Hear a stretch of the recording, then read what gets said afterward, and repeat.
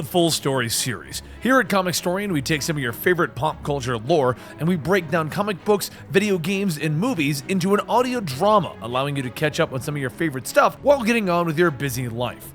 Today we're going to be covering a full story, which is where we take some of our older videos or storylines that were broken into multiple parts and we turn them into a much larger video.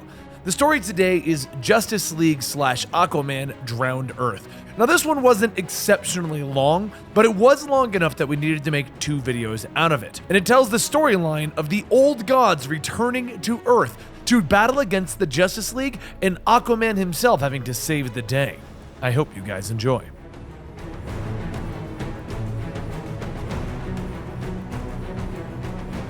When he was a boy, Arthur Curry would go out with his father on their fishing boat. He wanted to find new oceans, new waters to explore. His father told him, though, that the waters had already been mapped.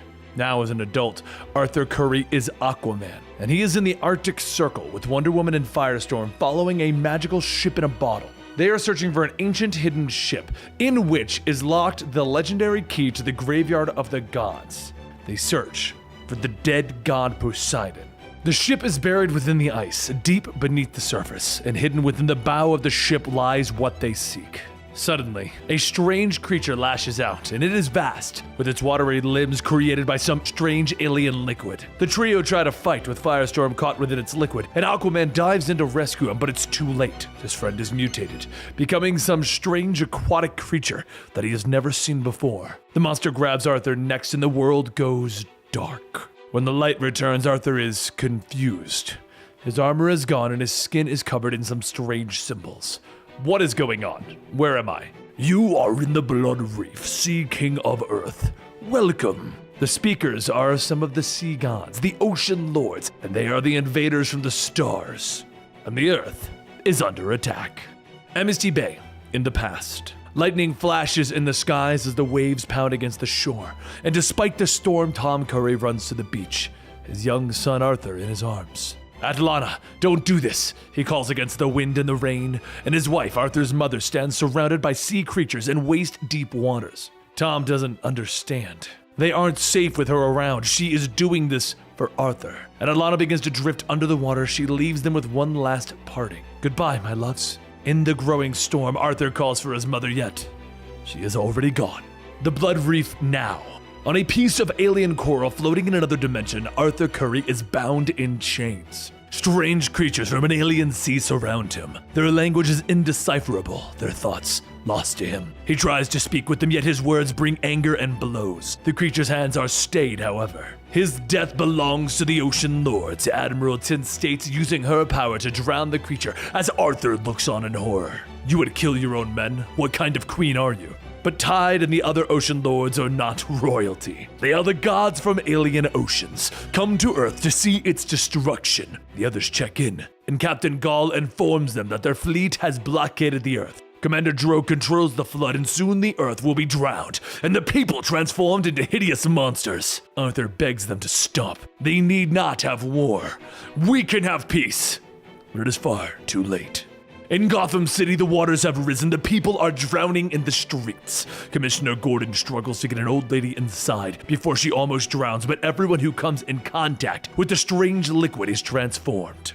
Behind him, Batman appears. Gordon's men are gone, and Batman informs him that he is coordinating with the Justice League to try and save as many as he can. Batman wants Jim out of there, though. But before his friend can respond, the old lady tackles Jim. She is now a strange fish creature, sending Jim to the watery streets. Gordon emerges, now a monster as well. Shut the door and barricade it. Get to the roof. Batman orders to the survivors and then turns to his friend. Jim rushes the Dark Knight, his claws raised. I'm sorry, Jim, I'll fix this, I swear. And with that, Batman disappears. Meanwhile, over at the Hall of Justice, Batman orders Magan to end the mental transmission that he was sending to Gotham. The League's top scientists are trying their best to figure out a solution, while the rest are trying to save the world. Batman, his body in a cast, is coordinating everything with the help of Magan's mind link. Batman orders an evac of the Hall, and he informs her that he'll be staying behind to guard the totality, the mighty secret of the universe that the Justice League recently acquired. He then begins to check in with the rest of the League. Over in Metropolis, Superman is overseeing the evacuation. Thankfully, Lois is safe at the Fortress of Solitude, but across the planet, moving at blinding speeds, Flash is helping everywhere that he can. The heroes of the world are doing their best to protect the people of the Earth. In Atlantis, Queen Mera fights against her own people, transformed into the creatures that the oceans have never seen before. Her magics keep them at bay while she climbs. She needs assistance. And finally getting high enough, she rips the bars off of the prison windows, revealing the Ocean Master. Orm, are you with me? He agrees. Back at the Blood Wreath, Aquaman's prison, Arthur watches helplessly as the heroes of Earth try to save his people. Aquaman questions the gods why they would terrorize his planet. In the past, the heroes of Atlantis and the god Poseidon locked away the Ocean Lords. They watched as their own worlds died without their protection and guiding hands. For this, they have returned, and they will punish Arthur and the Earth. They are not alone. From the waters behind him rises Aquaman's oldest enemy, Black Manta. The Legion of Doom sends its regards, Arthur. In Metropolis, protective measures have failed, and the city is now underwater. Floating above it, Superman is contacted by Batman, with the League having pinpointed the source of the alien flood, a strange creature in the mid-Atlantic. His eyes glow red with anger. Tell me where this thing is, now, Clark orders. Superman arrives fast. The creature is huge, made of living water, and it turns its strange eyes on the Man of Steel as he acknowledges it. I don't know who you are. I don't know why you're here, but I need you to understand something. This world is under my protection. And with these words, the Man of Steel brings his hands together in a clap so powerful that it sends a shockwave through the beast, dissipating it.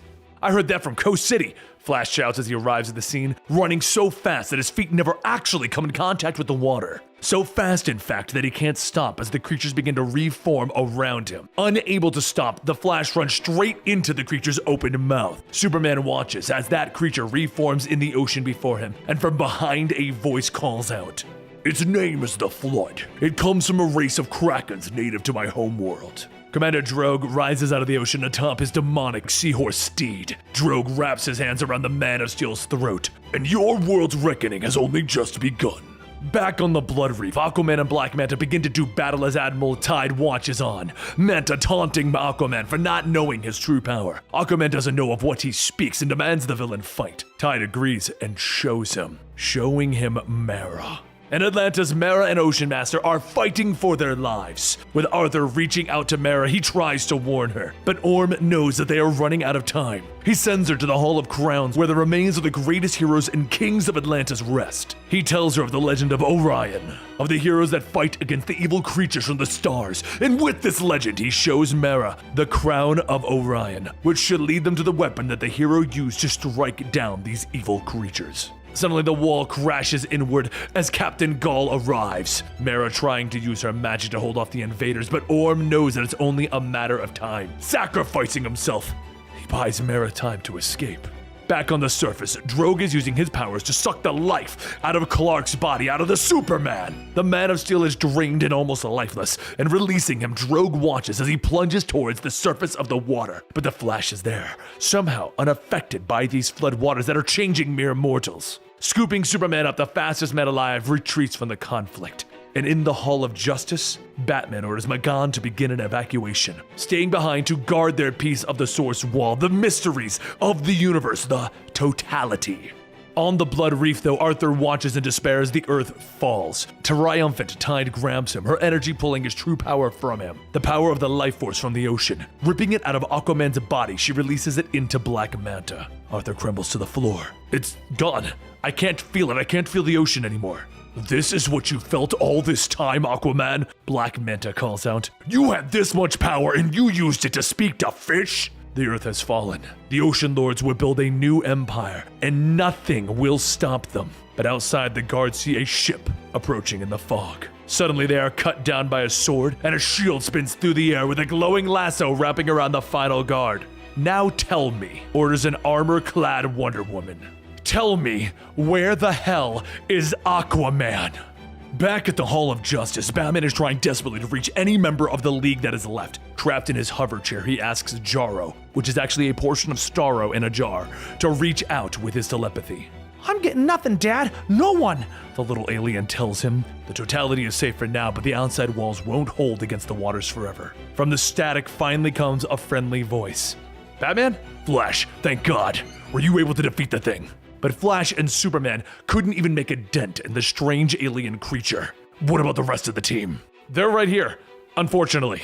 Behind them, the rest of the Justice League and the reserves, fully mutated by the alien's waters, are chasing Flash as he pushes Superman across the ocean. Superman, weakened by Drogue's touch, can do little more than smack some of their former friends away when they get close. But luckily, he sports an awesome symbol eye patch now. Suddenly out of the ocean in front of them springs Swamp Thing, his body molded into tentacles. Caught in his grasp, Superman and Flash are powerless to break free. How the hell do you fight a magic fished out element? Flash yells as the tentacles squeeze tighter. He's a tree! You chop him down! Mera cries, her sword severing the former hero's limbs. We can't take them alone. We need the forces of Atlantis, Superman tells her, but Mera informs the heroes that Atlantis has been destroyed. Using Orion's crown, she transports all of them, hopefully, to where the weapon that will destroy the Flood awaits.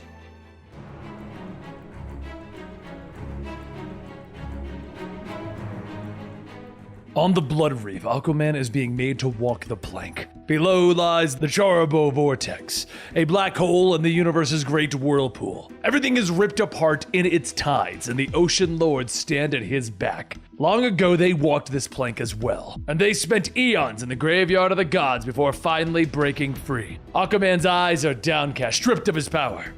He's already been broken. It doesn't have to be this way, he pleads, but oh, it does. You've taken my power. But Aquaman isn't done yet, and he turns on his captors, leaping against Gaul. But I live with Batman, and I've learned a few tricks.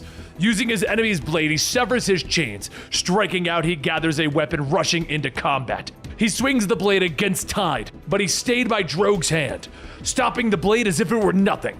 With a simple gesture, the god throws Aquaman into the void. But instead of being ripped apart, he is saved, landing on the small ship that Wonder Woman pilots. Get up and sail. We need to get back to Earth, she orders, but no. Aquaman pleads with her. They have to go to the graveyard of the gods. Diana, please. God help us. So be it, she yells as she smashes the key into the deck. But I fear we are charting a course for nowhere. Mera, Superman, and Flash have now arrived at the Atacama Desert, the driest place on Earth. They are searching for Orion's tomb. It's hidden in that desert where no one can find it. Before their eyes, Flash begins to mutate, his jaw shifting into some sort of fin. Using his speed, he is holding off the infection, but he doesn't know how long he can do it. As his powers begin to return under the sun, Superman believes that he can see the tomb, so Flash runs, uncovering the long hidden structure. Meanwhile, Arthur and Diana are sailing across the hidden rivers of the cosmos, charting a course for the graveyard of the gods. Beneath their hull, the stars transform into water once more, and before them lies a strange palace made of bone. They have arrived. Back in Orion's tomb, Superman pushes inside the entrance. They are looking for the Tear of Extinction, the weapon that will allow them to defeat the Ocean Lords. Mera is shocked. The tomb, it's desecrated and the tear is missing. Suddenly a voice speaks out of the darkness. Black Manta, and in his hand he holds the tear. The only weapon that might save the Earth. Mera rushes towards the villain, her sword raised in her hand, and Drogue is at Manta's back as the tomb begins to fill with flood waters. In the graveyard of the gods, Aquaman and Wonder Woman have managed to escape the guardian of this place, but they now come face to face with the decrypted remains of Poseidon. He's been locked here, never to escape. Aquaman informs the dead god of the situation, begging him to return his powers and show them how to defeat the Ocean Lords. Arthur Curry, if you think I am your savior, then you are already dead. And with these words, Poseidon thrusts his trident into Aquaman's chest.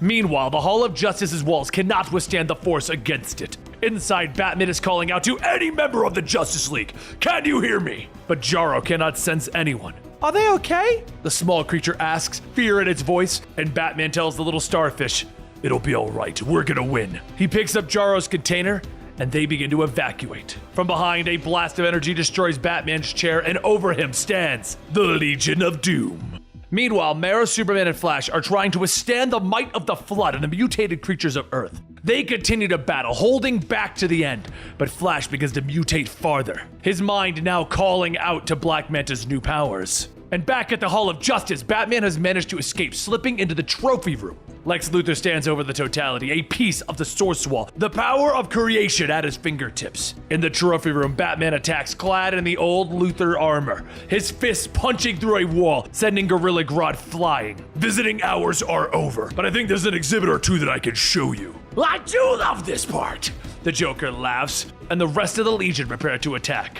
Meanwhile, back in the graveyard of the gods, Diana has leapt to the aid of Arthur, her fists impacting against Poseidon. But the god shrugs her off easily, allowing Arthur to return, his wounds seemingly healing. Arthur doesn't understand. Poseidon was only trying to use his trident to imbue him with the power of life, but his strength has waned. He stood alongside the hero Orion eons ago and fought against these beings, so why not help now? So Poseidon tells him the truth. When the gods known as the Ocean Lords came to the Earth before, it wasn't as invaders. Orion wanted to share the life force of the oceans with the others, so he sent out the call to the stars. When the others arrived, Poseidon did not trust them, nor want to share his power. He tricked Orion, convincing him that the Ocean Lords were evil. Together, the two locked them away in the graveyard of the gods until they escaped and became the evil beings that they are now. What was happening on Earth was Poseidon's fault. There must be something we can do, some way to make them see the light. But Poseidon knows what the graveyard can do to a god. They cannot be saved, they must be destroyed.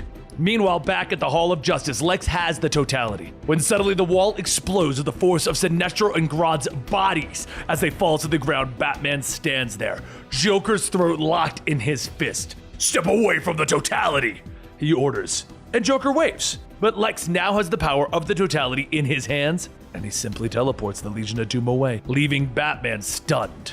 Mera, Superman, and Flash continue their fight, yet it is a losing battle and they know it. Suddenly, Mera realizes that the energy from the Tear of Extinction still lies within the bones of Orion. Using her magic, she forms a blade from the tears. Drogue screams, calling out to his Kraken to destroy her! But it is too late as Mera swings her new weapon.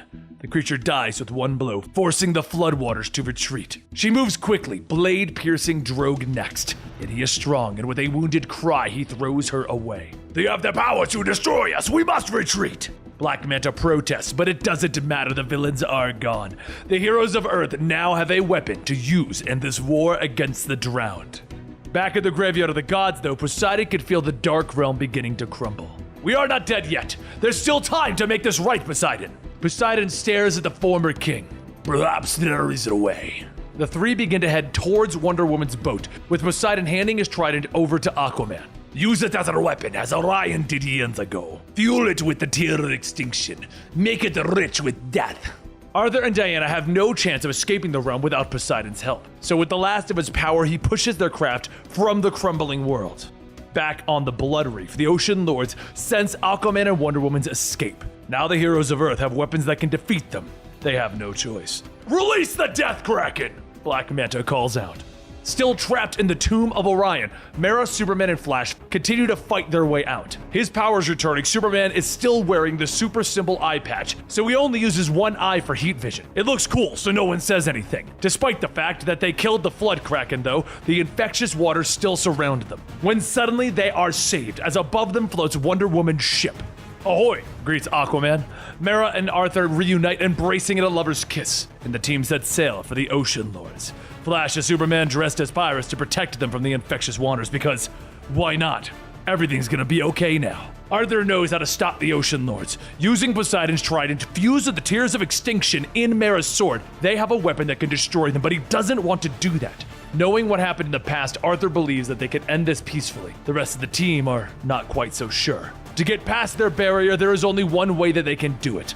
Launch the ships that Orion has hidden within Atlantis, destroying the city once and for all. Arthur believes that it is the only way. They have to destroy Atlantis. The team agrees on the plan when suddenly above them the sky split open, and from the depths of another realm emerges the Death Kraken, its massive tentacles reaching forth into our world. Commander Drogue, if they make it through the barrier, you may set the beast upon them, Tide calls out.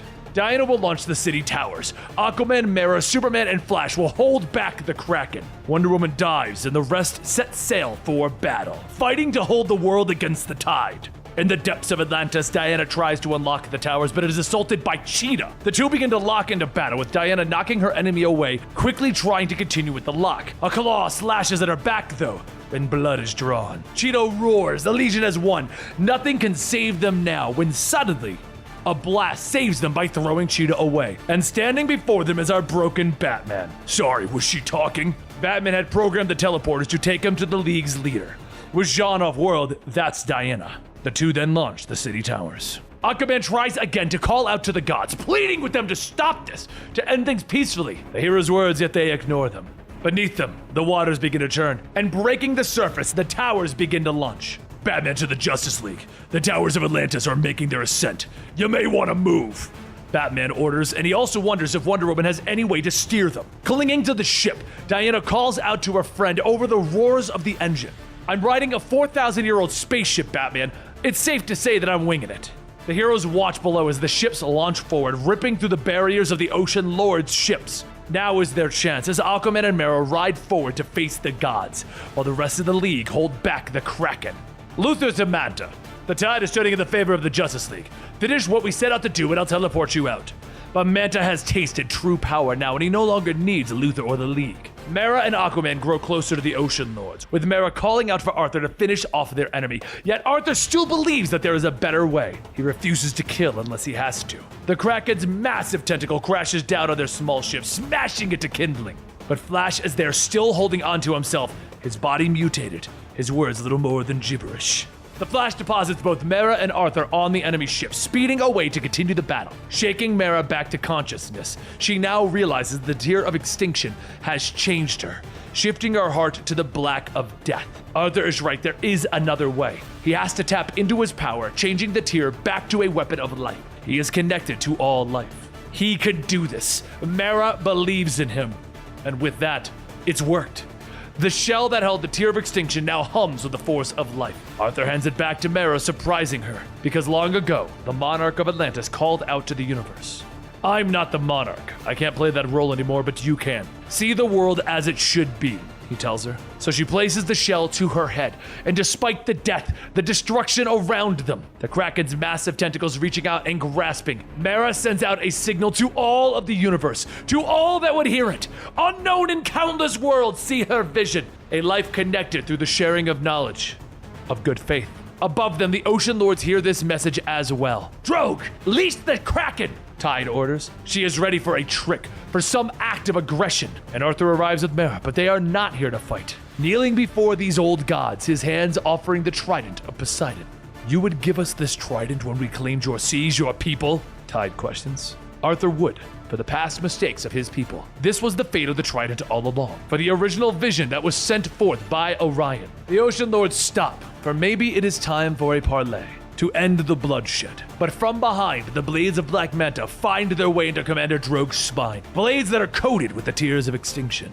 Drogue perishes before their eyes, and retrieving the bone crown that Drogue used to control the Kraken, Manta reveals his plot. Say hi to Earth's new sea god. Steel flies through the air as his blade finds its mark in Captain Gull's chest, and another god falls. But before Tide can meet her own end, Arthur manages to block the blade with his hand. The Tide is still wounded. Manta stands victorious, the words of Lex Luthor ringing in his ears. The oceans are not the League's concern. But Manta doesn't care. He has everything now, and as she lays bleeding, Tide takes the powers back from Black Manta, returning them to Arthur. It matters not, though. So what? Go ahead and talk to Fish. Arthur, what good is it to you now? He gloats. But suddenly Arthur appears with the entire might of the Fish mutated League behind him. Well, when every hero on Earth is a fish, plenty. He orders the other heroes to stop the Kraken. What about Manta? Questions Mera. Manta is mine. Trident and blade meet. The two titans locking blows as the battle for the very future of the planet comes down to these two men. The Kraken will not listen to Manta. He is but a man. And finally, Arthur gets the upper hand, twisting Manta's arm, defeating him. Arthur, the Kraken is too powerful. It's going to reach the ocean. Mera is panicked, for once the creature reaches the waters, all life on Earth will end. Staring up at the massive creature, Arthur knows what must be done. Not on my watch! He adjusts the ship's course, steering for the massive jaws of the Death Kraken. Arthur carries the life force in him. The chain reaction of hitting the Death Kraken will kill it. He can hear Mera's pleas. He can't do this. He'll die. You call me your queen. Will I command you? Come back. Do not do this. She watches as the ship draws nearer to the end, the creature filling Arthur's vision. My heart, I wish you fair winds and following seas. Always, I will see you again, Mera. In his last moments, the memories of sailing with his father fill his vision, and he is gone. 3 days have passed since the end of our conflict and the supposed death of Aquaman.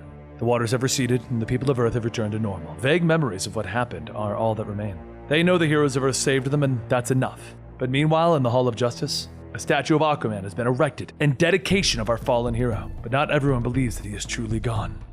Because somewhere, unknown, Arthur Curry washes ashore.